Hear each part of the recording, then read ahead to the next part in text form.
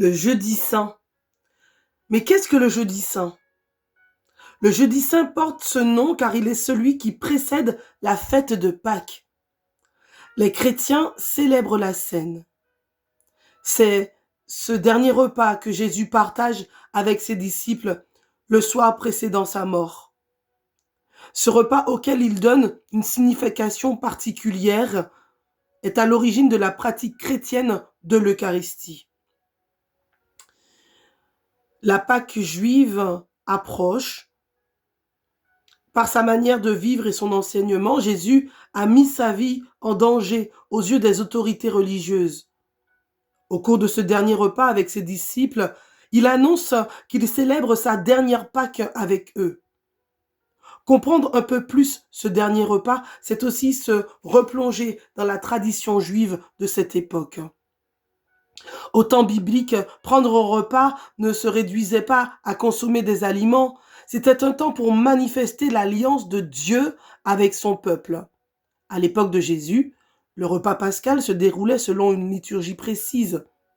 Tout d'abord, des hors-d'œuvre étaient servis dans une autre pièce que celle du repas lui-même, dans le but d'apaiser la faim. Une formule de bénédiction consacrait ce jour de fête et une première coupe de bénédiction était distribuée. Ensuite, dans la salle principale, commençait le repas, proprement dit. Le repas servi, une seconde coupe était distribuée. Un enfant interrogeait le père de famille qui expliquait alors les rites en rappelant la sortie d'Égypte au moment de l'Exode. Les Hébreux durent manger en toute hâte pour fuir l'Égypte en direction de la terre promise. Le jour de Pâques, les Juifs partagent aussi l'agneau et le pain sans levain comme leurs ancêtres les Hébreux. Lors de ce repas d'adieu, Jésus prend le pain, remerciant Dieu son Père, et le partage à ses disciples en leur disant « Prenez et mangez, ceci est mon corps livré pour vous. » Marc 14, 22. Puis à la fin du repas, il prend la coupe de vin.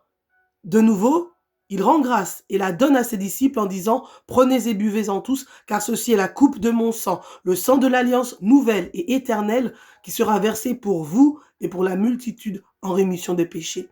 Vous ferez cela en mémoire de moi. » Matthieu 26, 26, 29. Pour Jésus, ce n'est plus par le sang des animaux que se conclut l'alliance entre Dieu et les hommes, mais par sa vie. La signification de la Cène. Le contexte de la Cène est celui d'un repas quasi liturgique, comme celui pris par les confréries religieuses juives. On y faisait mémoire de l'Exode, on y célébrait la présence active de Dieu et de son peuple, on attendait le royaume. Ces repas étaient un authentique culte rendu à domicile. Marc, l'évangéliste, interprète le dernier repas de Jésus. Marc 14, 22 à 25.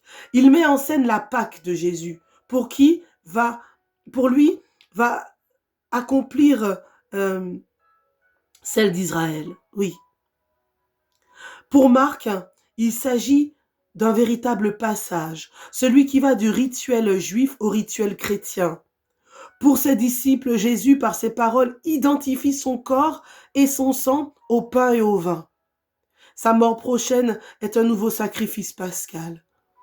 Ce repas est pour Marc et à la suite Luc et Matthieu, celui de la fête du Messie, sa Pâque, son passage de la mort à la vie et la libération qu'elle offre à ceux qui la mangent avec lui.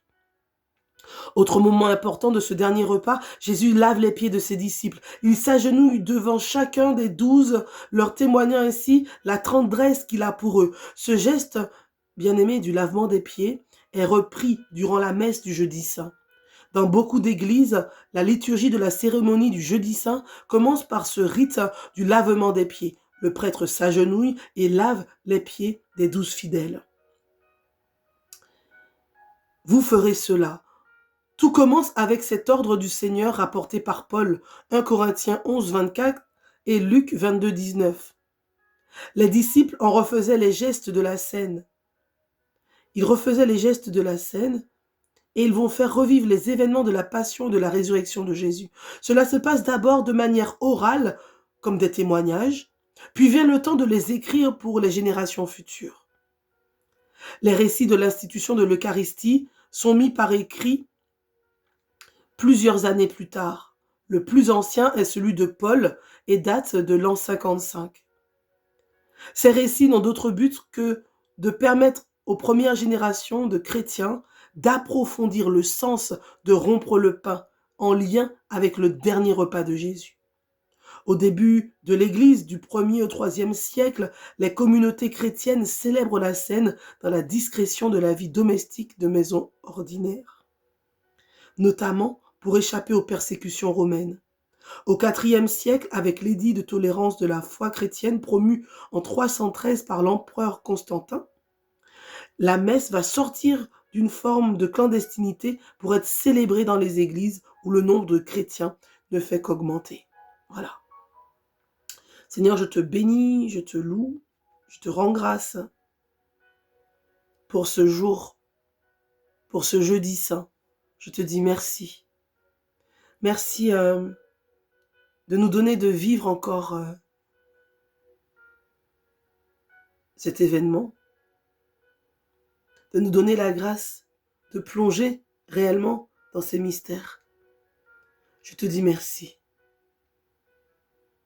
Je te dis merci, Seigneur, pour l'honneur que tu me fais, pour ce jeudi qui précède ta passion, ta mort et ta résurrection. Seigneur, ce dernier repas que tu as pris avec tes disciples, tu l'as pris pour moi, tu l'as pris pour nous. Je veux te bénir, je veux te louer et je veux te remercier. Bien-aimés, ce matin, on va être un peu long, mais prenons du temps alors dans la prière. Alors que tu es dans les transports en commun, peut-être que tu es encore à te préparer pour cette journée, peut-être que tu es sur ton lit d'hôpital, peut-être que tu es hospitalisé, que tu reçois des soins, tu es encore à la maison, tu finis ton service. Je prie pour toi, je prie avec toi. Que ce jeudi saint ne soit pas un jeudi comme les autres. Que cette année, les choses soient différentes.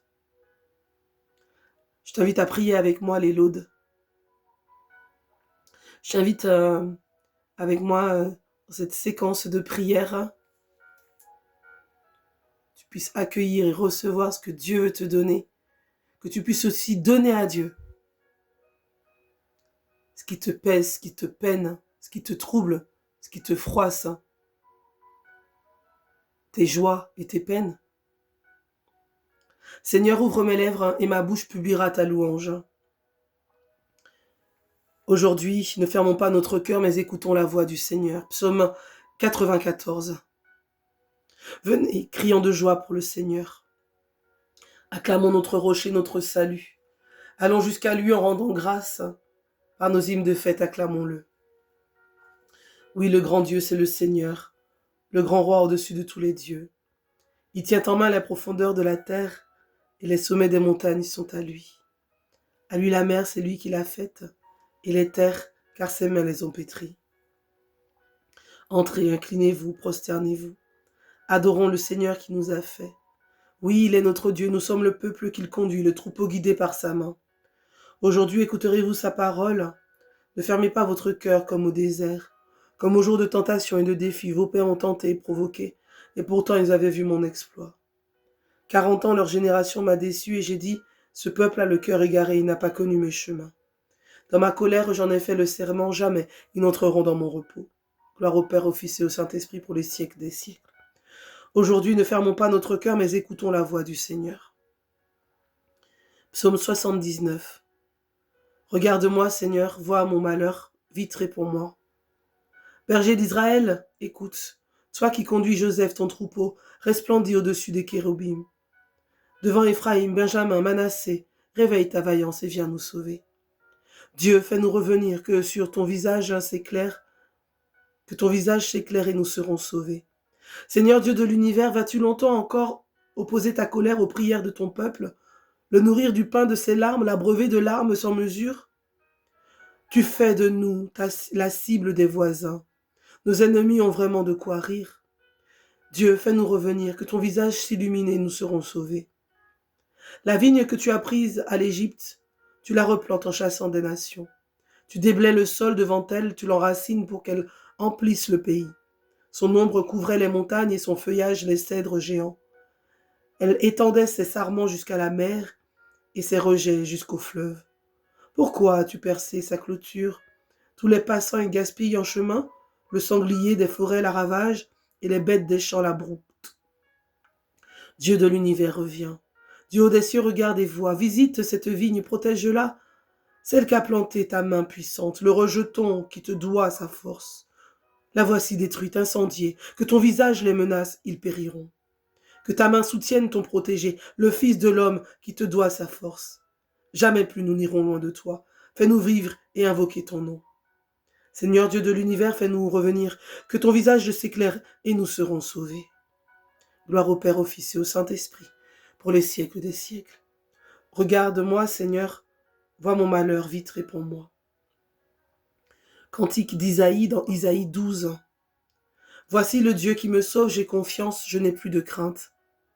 Seigneur, je te rends grâce. Ta colère pesait sur moi, mais tu reviens de ta fureur et tu me consoles. Voici le Dieu qui me sauve, j'ai confiance, je n'ai pas de crainte. Ma force et mon chant, c'est le Seigneur, il est pour moi le salut. Exultant de joie, vous puiserez les eaux aux sources du salut. Ce jour-là, vous direz, rendez grâce au Seigneur, proclamez son nom, annoncez parmi les peuples ses hauts faits. Redites-le, sublimez son nom. Jouez pour le Seigneur, car il a fait des prodiges que toute la terre connaît. Jubilez, criez de joie, habitants de Sion, car il est grand au milieu de toi, le Saint d'Israël. Gloire au Père, au Fils et au Saint-Esprit, pour les siècles des siècles. Voici le Dieu qui me sauve, j'ai confiance, je n'ai plus de crainte.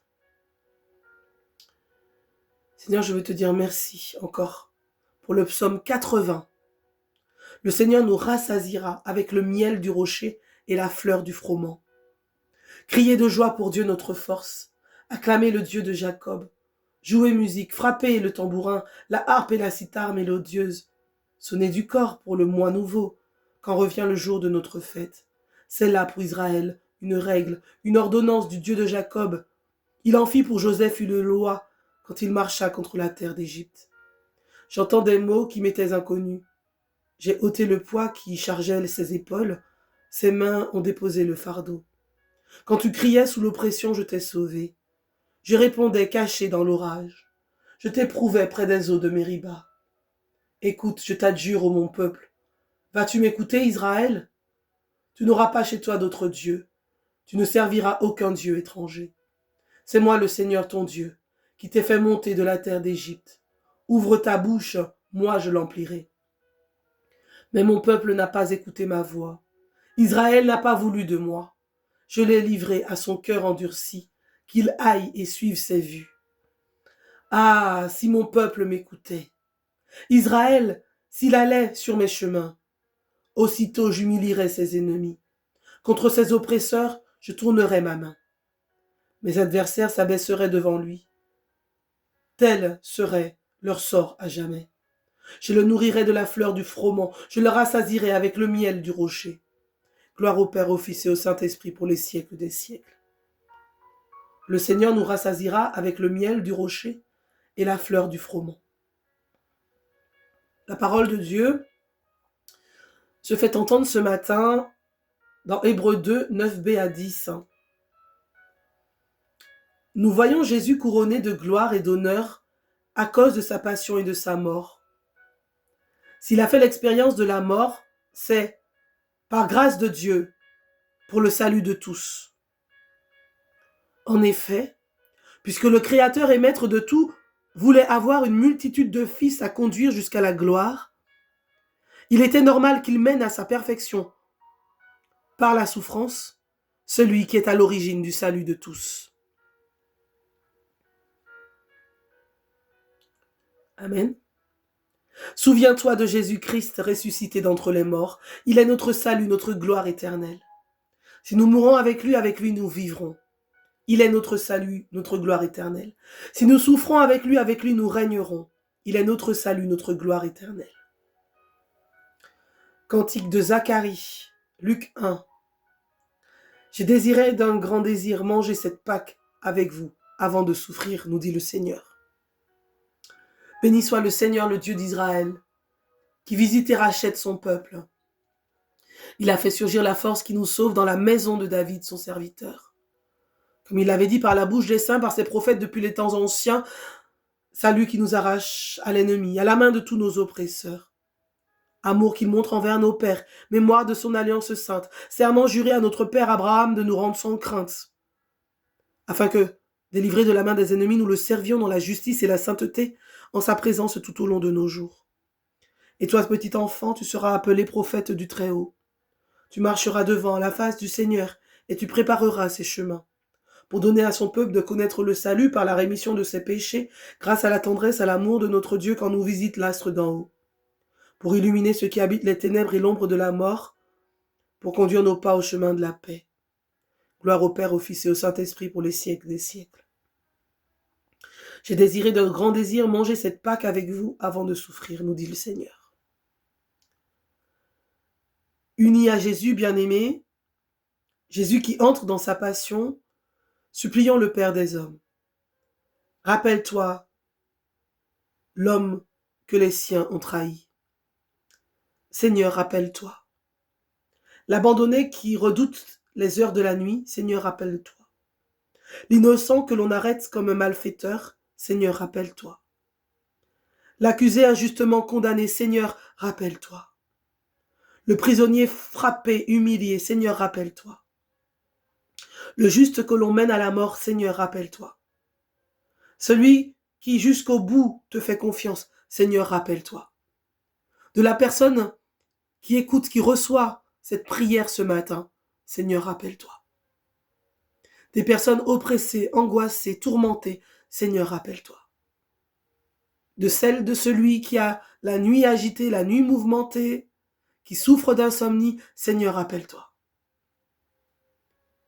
De celle de celui qui est malade dans son corps, Seigneur, rappelle-toi.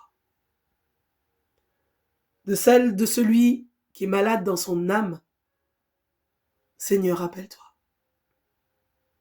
De celle de celui qui est malade dans son esprit, qui est tourmenté, qui n'est pas stabilisé, qui n'est pas stable, Seigneur, rappelle-toi. De celle de celui qui est loin de toi, qui ne te connaît pas encore, Seigneur, rappelle-toi. De toutes celles et tous ceux qui sont tombés, Seigneur, rappelle-toi. De toutes les victimes de guerre, de conflits, de toutes les victimes de catastrophes naturelles, d'accidents, Seigneur, rappelle-toi. Et pour toutes les intentions que nous portons chacun dans nos cœurs, Seigneur, rappelle-toi. Seigneur, un jeudi comme celui-ci, tu as institué l'Eucharistie. Je te prie aujourd'hui pour tous les prêtres consacrés au Seigneur. Je te prie pour tous les prêtres, pour tous les pasteurs, les évêques. Seigneur, rappelle-toi. Tous ceux qui ont choisi de se consacrer à toi, Seigneur, rappelle-toi. Pour ceux qui sont en cheminement, les séminaristes, ceux qui sont en formation, Seigneur, pour être prêtre, pour être pasteur, Seigneur, rappelle-toi. Pour l'unité dans l'Église, Seigneur, te prions, Seigneur, rappelle-toi. L'unité des chrétiens, Seigneur, rappelle-toi. Seigneur, dans ce climat social tellement perturbé, Seigneur, rappelle-toi de ceux qui souffrent, de ceux qui peinent, de ceux qui pleurent, de ceux qui crient. Seigneur, rappelle-toi. Seigneur, rappelle-toi. Parce qu'un jeudi, tu as prié pour que nos âmes ne se perdent pas. Seigneur, rappelle-toi. Pour les familles divisées, disloquées, pour souvent des questions d'héritage, de biens matériels. Seigneur, rappelle-toi. Pour les familles éprouvées par le deuil, Seigneur, rappelle-toi. Seigneur, pour ceux qui sont partis trop tôt, Seigneur, rappelle-toi. Pour ceux qui restent et qui souffrent, Seigneur, rappelle-toi.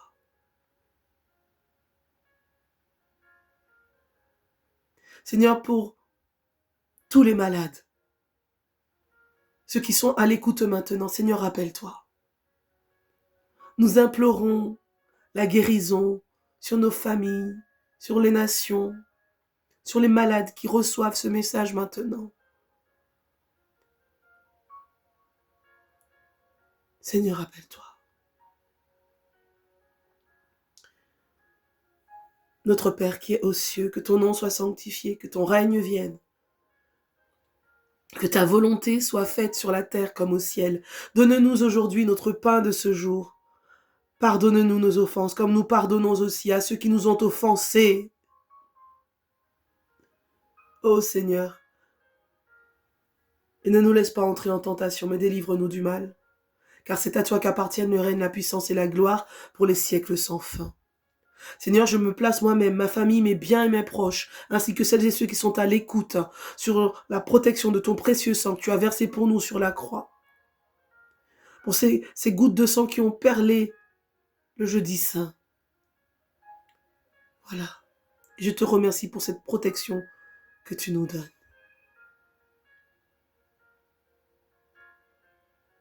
Viens, Esprit Saint, en nos cœurs. En ce matin, en ce jeudi saint, envoie du haut du ciel un rayon de ta lumière. Viens, Esprit Saint, en nos cœurs et envoie du haut du ciel un rayon de ta lumière.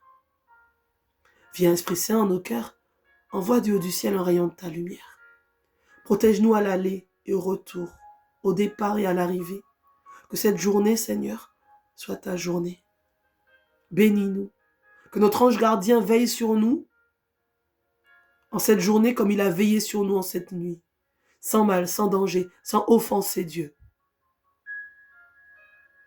Changeons nos regards et la vie jaillira, la vie changera.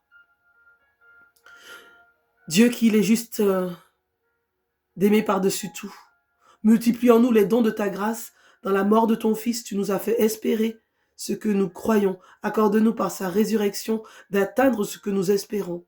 Que le Seigneur nous bénisse, qu'il nous garde de tout mal, qu'il nous conduise à la vie éternelle, qu'il nous conduise à la vie éternelle, qu'il nous bénisse, qu'il nous garde, qu'il te bénisse, au nom du Père et du Fils et du Saint-Esprit.